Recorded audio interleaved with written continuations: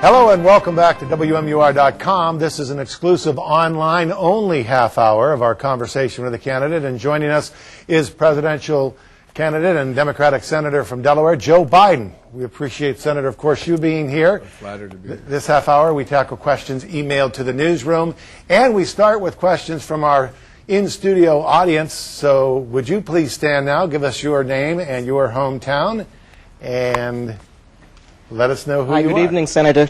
Welcome back to Manchester. It's nice to be I'm back. going to ask you a hot-button item right up to the whole world.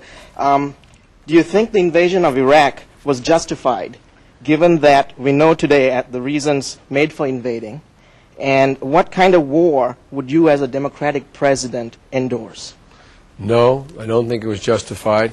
What everybody forgets now is the original resolution authorizing use of force was given to the president to avoid war. Remember what the issue was?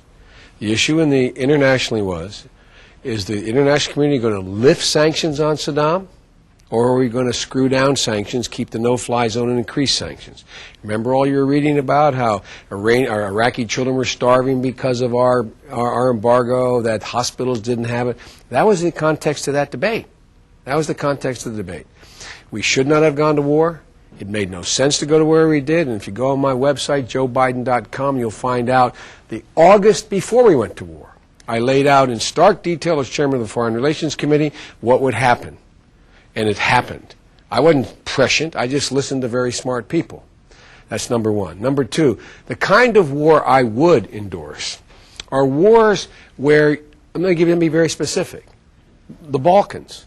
I was the one who, as the President Clinton said, beat him up and about the head to use force in the Balkans. Because genocide was going on. It was destabilizing southeastern Europe. And we did it the right way. We did it the right way. Evidence the fact we ended the genocide. The country is now united.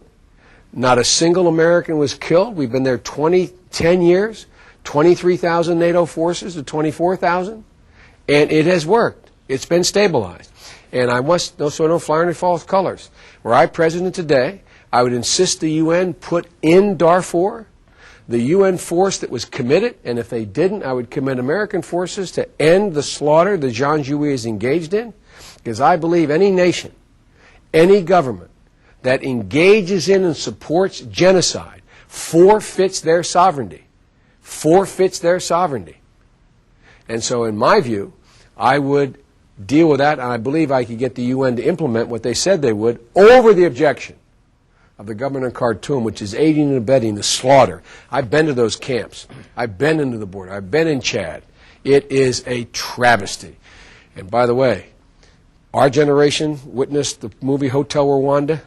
That young girl's generation, they're going to be a Hotel Darfur kind of movie that's going to make Hotel Rwanda look like it was a picnic. Big nations have obligations to enforce, when possible, international commitments and lead the world to do it. All right, our next question, if you'll please stand, say your name and your hometown. Hi, Senator. Mike LaChance from Salem. For the past 30 years, our country has been experiencing a growing problem, which has finally gained national attention. That's obesity and its chronic effects, especially as they relate to children. In fact, our youngest generation right now is dealing with a situation in which they will have a shorter lifespan than their parents for the first time in U.S. history. Any thoughts on how we might be able to deal with that as a society to help prevent that moving forward? Three things. One, part of our health insurance premiums should be related to prevention. Engage in prevention, and you reduce the exposure of the companies, you reduce the exposure to the country in terms of the cumulative cost, and you should be rewarded for engaging in that. And that relates to dietary habits as well. That should be built into the system. The second thing is, it is important again. One of the things that happens if a president of the United States, and for example, Governor Huckabee running for president, he has great experience in this, he's talking about it. I admire what he's talking about. He says make it a national issue. How do you make it a national issue? The president talks about an issue long enough, it becomes a national issue. It forces attention, just like I did with my Violence Against Women Act. No one talked about it before I wrote that act. Now, harassment isn't able to be what it was before, any more than racism can be. There's still harassment, there's still racism, but it's different. Same notion.